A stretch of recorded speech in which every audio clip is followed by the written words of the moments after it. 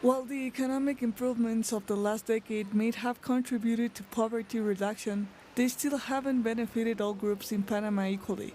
The World Bank ranks Panama as the 10th most unequal country in the world.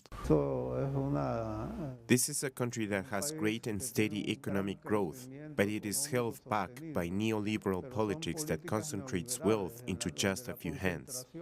The Economic Commission for Latin America and the Caribbean, ECLAC, reveals that public spending as a share of Panama's GDP was just 7.4%. The government only invests 3% of GDP in education and has a housing deficit of 150,000 homes.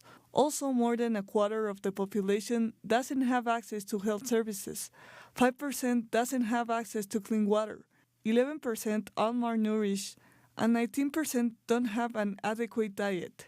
As for labor, more than 40% are informal workers, and among those who have a formal job, more than half of them don't earn minimum wage. We always need to improve these types of programs because it is impossible to sustain a country that doesn't even ensure that basic services are delivered to the people. And these are programs that don't even come from our government, but from international institutions. The current government has failed to make good on its promises to alleviate poverty, such as through the provision of housing. We are not supporting the ruling party. They do not care if we live under palm leaves.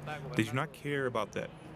Most candidates, except those from the Social Movement Party, suggest that they will maintain the current economic model.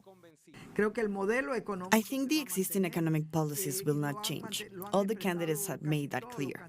This means that the people should not expect to see any changes, but economic reform is needed if we are to have the type of country we want.